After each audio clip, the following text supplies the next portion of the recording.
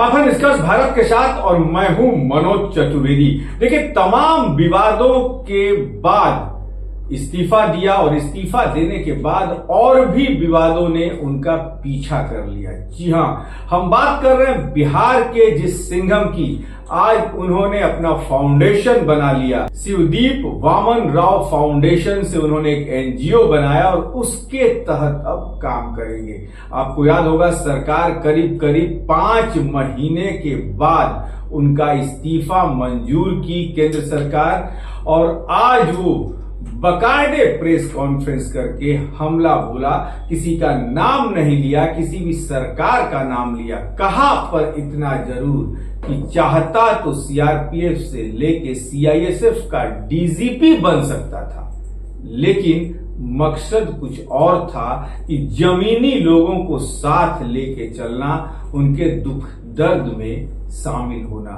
तभी जब कभी फिल्मी दुनिया से अमिताभ बच्चन इलाहाबाद से चुनाव लड़ने आए थे, तो उस समय के वरिष्ठ पत्रकार अरविंद पांडे ने कहा था कि अभिनव हो जब राजनीति में प्रतिभा है अनिवार्य, प्रतिभाशाली कर लेता है कौशल से हर कार्य। जी हां, शिवदीप लांडे जो हैं, शिवदीप वामन राव लांडे आईपीएस हैं। सिंघम की उपाधि बिहार में इनको मिली और आज तमाम उन बाधाओं को सरकार ने सोचा कि यदि अभी इनको, क्योंकि जनसुराज की हवा चल रही थी उस समय और आज भी चल रही है, कि कहीं जाके जनसुराज ज्वाइन नहीं कर लें, लेकिन जनसुराज का जो मकसद है उसी मकसद को आज शिवदीप लांडे ने मीडिया के सामने एक तरीके से बता दिया। जनसुराज का नाम नहीं लिया, लेकिन मकसद वही है, ये बता दिया। शिवदीप लांडे को सुनाते हैं। अभी पूरे बिहार को देख रहा हूं, यहाँ के स्पेशली युवा एनर्जी को देख रहा हूं, युवा पीढ़ी को देख रहा हूं, तो बिहार के आने वाले 10 साल में दशा और दिशा कई सारे सवाल मेरे सामने पैदा करती है, मुझे सोचने पे मजबूर करती है। तो मुझे लगा कि सिर्फ सेवा में रह के मैं अपने आप के ग्रोथ से ज्यादा जिस माटी का कर्ज मेरे ऊपर है उसके तरफ क्यों ना एक कदम उठाऊं, क्यों ना वो बिहार की दशा और दिशा में जो युवा ऊर्जा है, युवा एनर्जी है, उसको चैनलाइज के तौर पे एक माध्यम बनूं। तो फिर मैंने डिसाइड कर लिया कि निस्वार्थ सेवा देनी है। एग्जाम्पल के तौर पे बताता हूं, अभी परसों रास्ते से जा रहा था, एटीएम के बाजू में एक सिक्योरिटी गार्ड खाना खा रहा था। बाजू में देखा, आप यकीन नहीं कीजिएगा, थाली में चावल थे, पानी डाल रहा था, इसलिए मेरा ऑब्जर्वेशन गया, उसमें पानी डाल के चावल खा रहा था पानी के साथ। तो वो तो पुलिस का काम नहीं हो, पुलिस के पास नहीं आ सकता अगर मैं सर्विस में रहता तो। लेकिन हाँ भाई, उसके चावल के साथ मैं एक साग क्यों नहीं दे सकता हूं, अचार क्यों नहीं दे सकता हूं, उसके साथ रोटी क्यों नहीं दे सकता हूं, यह सवाल मेरे मन में था। तो मैंने सोचा कि त्याग करना चाहिए, इसलिए मैंने निर्णय लिया कि सर्विस से इस्तीफा देना चाहिए। तो अब इस्तीफा देने के बाद 2 सबसे इंपॉर्टेंट ये थी कि जिनके वजह से मैं इस दुनिया में आया, मेरे माता पिता, उनको कॉन्फिडेंस जरूरी था लेना। मेरे पिताजी अभी इस दुनिया में नहीं है। जब मैंने माता से पूछा कि मेरी ऐसी ऐसी इच्छा है, मैं बिहार के युवाओं के लिए कुछ करना चाहता हूं और मैं नौकरी से त्यागपत्र देना चाहता हूं, जैसा यहां पे हर कोई सोचता है, मां का पहला रिएक्शन ये था कि अरे तुझे पेंशन तो मिलेगी ना। तो मैंने बोला नहीं, पेंशन के लिए तो मुझे और 2 साल वेट करना पड़ेगा। तो बोले 2 साल, लेकिन तुम अभी क्यों करना चाहते हो? मैंने बोला कि नहीं, मेरी अंतरात्मा की आवाज है ये कि मुझे अभी करना चाहिए, ये सही समय है। और दूसरी जो जिम्मेदारी, उसने फिर बोला कि नहीं, आप किसी का दुख दर्द बांटने के लिए जा रहे हो, जिसने तुमको पहचान दी वहां आप कीजिए। दूसरा जो रिस्पॉन्सिबिलिटी था, जो मेरे वजह से मेरे लाइफ में है, एक तो मेरी पत्नी डॉक्टर ममता और मेरी बेटी वहां पे आ रहा जो बैठी हुई, तो इनकी जिम्मेदारी भी एक होती है, तो इससे भी मैं भाग नहीं सकता था। जब मैंने मेरे पत्नी से पूछा कि ऐसा ऐसा मैं करने जा रहा हूं, तो क्या आप मुझे साथ दोगी? तो उसने हमेशा से मेरा साथ दिया है। उसने बेहिचक बोला कि आपको जो करना है कीजिए, बेटी की रिस्पॉन्सिबिलिटी मैं संभाल लूंगी, मैं सब कुछ देखूंगी। तो जब मुझे दोनों साइड से क्लियरेंस मिल गया, मैंने रिजाइन कर दिया और यहाँ पे मैं आपके सामने आज एक आईपीएस के तौर पे बैठा हूं, आपसे बात कर रहा हूं।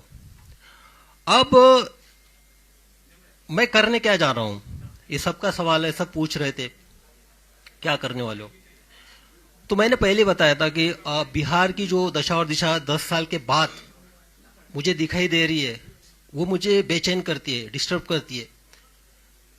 लेकिन आप देखिएगा कि युवा एनर्जी, बिहार की युवा एनर्जी, आप ब्यूरोक्रेसी से लीजिएगा, देश के ब्यूरोक्रेट्स देखिएगा, आप आईएएस आईपीएस से लेके देखिएगा, डॉक्टर इंजीनियर्स देखिएगा, army, navy, air force, specialised scientist, सब तरह देखिएगा आप, सब तरफ आपको बिहार की युवा दिखेगा, बिहार का टैलेंट दिखेगा। वाइफ मेरी एक इंडस्ट्री चलाती है, वहां पे जब भी स्किल्ड काम होता है या तो हार्डवर्क का काम होता है, वहां पे बाकी लोगों की हिम्मत नहीं होती है, लेकिन वहां पे बिहार का स्किल्ड आदमी काम करता है, स्किल्ड इंजीनियर वहां पे आता है। तो मुझे ये महसूस हुआ कि जो बिहार देश के निर्माण में, देश के भविष्य में इतना योगदान करता है, हर फील्ड में करता है, बाहर में करता है, लेकिन बिहार के अंदर में क्यों नहीं? बिहार में जो युवाओं का जो सिचुएशन है वो स्टेटस को क्यों है, यानी जैसे थे सिचुएशन में क्यों है? तो मुझे इस सवाल का जवाब खोजना है, इसलिए मुझे लोगों के बीच में जाना है, युवाओं के बीच में जाना है, उनसे मुझे जानना है। और मैं जा इसलिए भी रहा हूं कि मुझे हजारों मैसेजेस आते हैं। युवा जो है मुझे या तो एक प्रेरणा के तौर पे देखते हैं कि रोल मॉडल के तरह के मुझे इस तरह से बनना है, और दूसरा एक उम्मीद भी रखते हैं कि मैं समाज के लिए कुछ करूंगा। तो युवा, तो उनके जो मैसेजेस होते हैं उनका ये बेसिक ये रहता है कि सर हमको आपसे मिलना है, हमको आपको हमारी समस्या बतानी है, हमको हमारे आइडियाज आपसे शेयर करने हैं, हम क्या करना चाहते हैं हमको बताना है। तो मुझे लगा कि मैं तो अभी उसी फील्ड में था, यानी ब्यूरोक्रेसी में था, टेबल के इस पार था। तो टेबल के इस पार अगर बैठ के सुनूंगा तो कोई मतलब नहीं है, तो और उनको बुलाऊं मेरे पास, ये भी कोई मैटर नहीं करता है। तो मैंने डिसाइड किया कि उनके पास जाना चाहिए, जो धरातल से मुझे मैसेजेस आते हैं, जो मेरे साथ कम्युनिकेट करते हैं, जो संदेशा भेजते हैं, उनको मिलना चाहिए, डायरेक्ट मिलके उनसे समझना चाहिए कि क्या हो सकता है, उनकी सोच क्या है, सोच में बदलाव कैसे लाया जा सकता है। तो एक एक उसी तौर पे मैं अभी निकल पड़ा हूं, युवाओं से मैं मिलूंगा। और इसके मेरे जो एक रन फॉर सेल्फ है, एक रन फॉर सेल्फ ये मेरा इंडिविजुअल है, मैं निकल रहा हूं मिलने के लिए। तो इसमें मेरे 3 प्रिंसिपल्स है बेसिकली। पहला तो ये है कि देखो, आप फिट है, मैं भी फिट हूं, आप फिट है तो आपका परिवार भी फिट है।